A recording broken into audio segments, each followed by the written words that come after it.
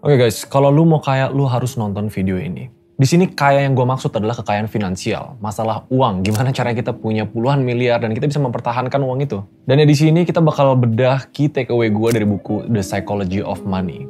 Tapi di sini gue bakal ambil inti-inti key takeaway berdasarkan versi gue. Jadi nggak berdasarkan bener-bener chapter by chapter, tapi menurut gue apa sih key message atau inti-intinya yang bisa diambil buat kalian. Realitanya kalau kita ngomongin tentang kekayaan finansial, percaya atau enggak, di buku ini dikutip 99% kemungkinan kita bisa kaya dan stay kaya adalah behavior kita. Gimana kita punya perilaku dan relationship kita terhadap uang itu jauh lebih penting dibanding angka, perhitungan, dan lain-lainnya. Gue akan bagi bagian ini ke 5 bagian dan bagian kelima menurut gue salah satu yang paling penting yang semua orang tuh gue rasa belum bisa belajar. Tapi kita bakal mulai dari bagian pertama.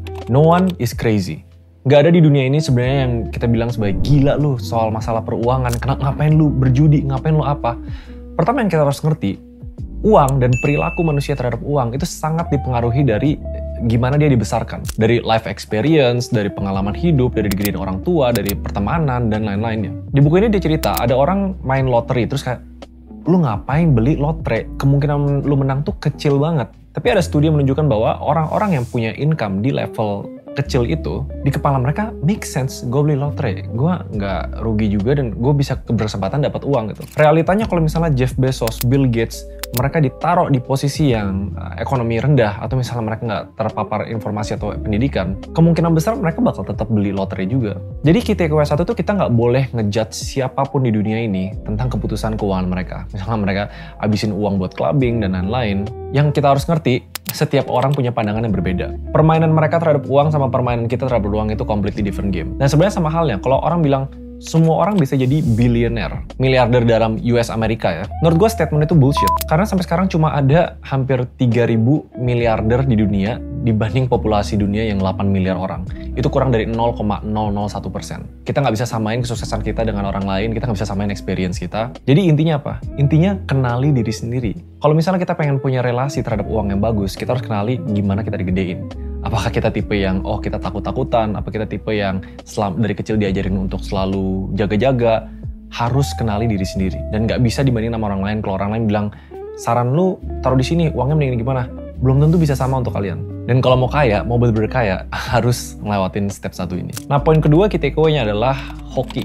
Yes, hoki kalau di buku ini di acknowledge bahwa di dunia itu ada namanya hoki. Kenapa orang kaya di dunia bisa kaya? Karena ada faktor hoki, dan kita nggak boleh pungkirin itu. Resiko dan hoki itu selalu ada, dan setiap orang beda-beda. Terserah lah kita mau ngomong privilege dan lain-lain. Tapi hokinya tuh apa? Hoki kalau di definisi gua itu persiapan ketemu dengan kesempatan. Kalau persiapan ya orang-orang yang privilege kayak misalnya Bill Gates nih, dia keluarganya kaya emang dari langit uangnya gitu. Pasti keluarganya kerja keras. Jadi persiapannya turun ke Bill Gates, dan ada kesempatan Bill Gates bisa disekolahin di sekolah yang computer science. Dan di saat itu cuma 1 dari 1 juta siswa yang bisa belajar bidang itu. Dapatlah kesempatannya Bill Gates, akhirnya dia bisa ambil momentumnya, komputer lagi naik-naiknya, akhirnya dia bisa create Microsoft. And yes, itu hokinya dia. Dan setiap orang tuh sebenarnya punya timingnya beda-beda ya. Misalnya kayak Jeff Bezos, misalnya kayak Elon Musk, misalnya kayak Warren Buffett. Kita nggak bisa samain kayak gue umur 25, dia umur 30, dia umur 35, tapi udah apa.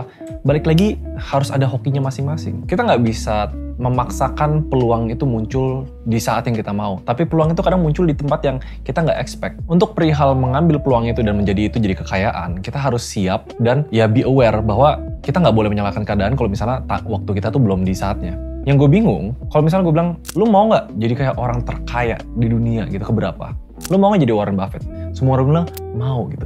Tapi lu mau nggak sabar konsisten sampai lu umur 50? Nah, ayo, nggak semua orang mau loh jawab kayak gitu. Maunya gue pengen kaya cepet dan lain-lain. Itulah kayak yang bikin orang, harusnya dia bisa kaya, tapi akhirnya dia nggak kaya. Karena relasi sama ekspektasi dia terhadap peluang, timing, dan hoki itu terlalu ngaco. Ngomong-ngomong tentang Warren Buffett, ini poin ketiga, yaitu compounding. Bagi orang yang sering baca-baca tentang atau belajar tentang investasi, pasti tahu compounding ini adalah itu keajaiban dunia yang keren banget. Banyak orang ngerasa kayak membangun kekayaan itu kita harus cari satu gold mine yang gede banget. Yaitu ya udah kita miskin, boom, tiba-tiba kita ketemu suatu kesempatan yang bikin kita gede banget. Kenyataannya nggak kayak gitu. Pas Bill Gates disekolahin, dia nggak tiba-tiba kayak boom gede banget. Dia bangun Microsoft itu berapa tahun. Sampai akhirnya dia sampai ke net worth tertentu, sampai jadi orang terkaya, dia butuh itu berapa tahun. Setiap orang compoundingnya beda-beda. Kalau kita ngomong orang terkaya kayak Warren Buffett, compoundingnya dia tuh konsisten 20-an% tahun ke tahun, sampai akhirnya bisa diakumulasi ke kekayaan yang luar biasa gede, billions of dollar di umur 50. Dan itu konsep yang banyak orang tahu tapi nggak mau praktekin karena orang pengennya cepet. Realitanya kalau lu bener-bener pengen membangun kekayaan, minoritas banget orang yang tiba-tiba dari miskin terus tiba-tiba boom jadi kaya gitu, itu minoritas banget. Harus ngerti ada namanya butuh proses dan waktu untuk akumulasi kekayaan. Jadi bagi yang nggak ngerti, compounding itu analoginya kayak bola salju lah. Jadi semakin early, semakin muda kita memulai, itu bola salju kan makin turun makin gede. Dan kita sebagai anak muda tuh punya satu superpower, yaitu waktu. Semakin banyak waktu yang kita punya dan semakin konsisten kita mulai dari sekarang, kita bakal bisa mendapat kekayaan lebih banyak. Dan biasanya kekayaan yang didapat secara perlahan itu akan bertahan jauh lebih lama dibanding kekayaan yang dapat target. Pasti kalian sering denger dong orang yang dapat lotre, dapat jutaan dolar terus tiba-tiba jadi miskin lagi, bangkrut. Jadi poin ketiga ini, jangan underestimate yang namanya compounding, gunakan waktu dan konsisten gulung kekayaan kalian. Nah, urutannya kan dari pertama kita ngomongin tentang basisnya, tentang backgroundnya, kedua gimana cara menemukan kekayaan, yaitu melihat peluang, ketiga kita compounding, keempat kadang-kadang di tengah jalan bola salju itu tiba-tiba runtuh dan kita harus ulang lagi.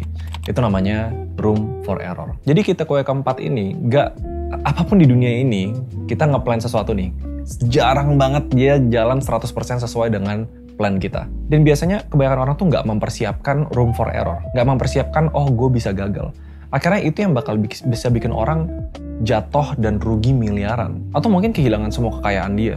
Contohnya, di saat kita investasi, terus kita ngelakuin trade yang bagus gitu, misalnya setiap tahun kita dapat 30%, bisa aja tahun ke depan kita kehilangan 60%. Dan kalau misalnya orang yang nggak mempersiapkan di poin keempat, yaitu room for error, dia bakal all in, semua pendapatan dia selama 3 tahun terakhir hilang dalam 1 tahun, itu bisa jadi. Jadi kalau misalnya kita ngomong tentang kekayaan dan uang, jangan kira uang yang lu dapat itu bakal selamanya lu bisa pegang. Skill untuk mendapatkan uang sama skill untuk mempertahankan uang itu dua hal yang sangat berbeda. Dan kalau misalnya kita udah ngomong di poin keempat, itu udah ngomong tentang mempertahankan uang. Dan sebenarnya itu poin kelima juga nanti. Kita harus ingat, keputusan kita tuh kebanyakan peluang, bukan kepastian. Kalau misalnya kita punya kesempatan untuk menggandakan uang, itu peluang untuk menggandakan uang, bukan kepastian untuk menggandakan uang. Dan kebanyakan orang tuh nggak ngerti konsep ini, mereka terlalu naif, mereka terlalu kayak, oh ya udah, gue bener-bener, gue all in, tahu-tahu malah kehilangan semuanya, ulang lagi dari step 1. Menurut gue sayang. Jadi key takeaway keempat yang gue pelajarin dari buku ini adalah save room for error. Expect bahwa kedepannya ada kegagalan atau ada minus lah di dalam keuangan kita. And it's okay. Analoginya kayak pajak belajar, bukan fine, bukan denda. Nah, tapi sebenarnya menurut gue ya, yang paling penting itu, karena gue di tahap ini, yaitu tahap kelima. Key takeaway 5 adalah when is enough. Berapa itu cukup untuk kita? Sebenarnya kita semua tuh punya life expectancy atau ekspektasi terhadap hidup yang kita mau tuh beda-beda. Ada yang pengen sederhana, ada yang pengen mewah, dan lain-lain. Tapi kadang kalau misalnya kita udah di tahap 1, 2, 3, 4 sampai kita mengumpulkan kekayaan, lalu kita udah berhasil bisa beli apa yang kita mau, hidup dengan lifestyle yang kita mau, terus kita mempertaruhkan semua kekayaan kita untuk mendapatkan lebih. Padahal, belum tentu lebih itu bikin kita lebih happy.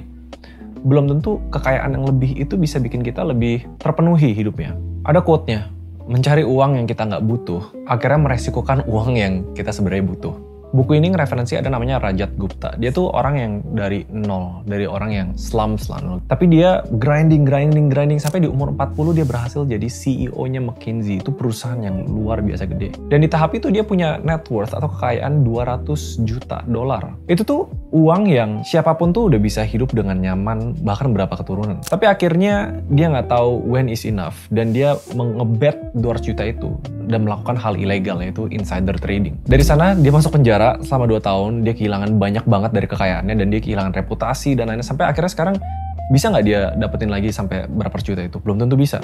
Jadi kalau misalnya kita udah tahap udah membangun kekayaan, punya relasi yang baik, kita udah tahu konsep compounding, udah sabar, jangan lupa di ujung kita harus tahu when is enough, berapa sih yang cukup untuk kita. Gue tahu kebanyakan milenial dan Gen Z di zaman sekarang itu kayak mungkin nggak bakal cukup gitu, gue bakal mau terus, tapi percaya deh nanti kalau udah di tahap lebih berumur, udah mulai berkeluarga, lu udah tahu prioritas di dalam hidup kita mungkin udah bukan tentang mencari kekayaan yang luar biasa banyak, tapi kita pengen hidup happy.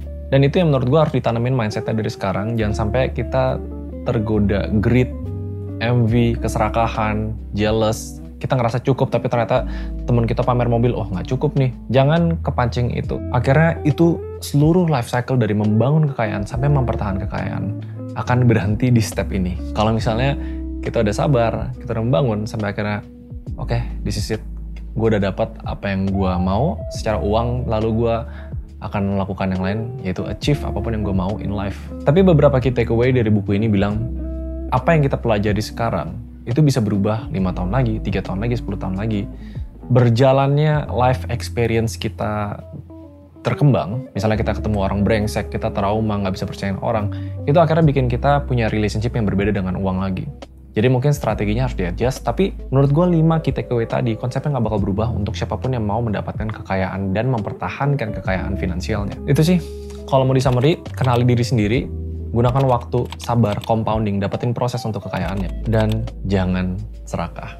Akhirnya di saat kita udah naik level, nikmati prosesnya, jangan jealousan. Mempertahankan kekayaan itu berbeda skillnya dibanding mendapatkan kekayaan. Hopefully dari sini kalian bisa belajar banyak tentang, ya ini kutipan dari Psychological Money, tapi pakai versi gue sendiri. Kalau misalnya ada buku yang kalian pengen gue review atau gue bahas lagi di YouTube ini, feel free untuk komen di bawah. Atau mau nanya apa aja, feel free, pasti bakal ada yang diskusi. Kalau misalnya bermanfaat, like, subscribe, comment. I guess I'll see you guys in the next video. Bye.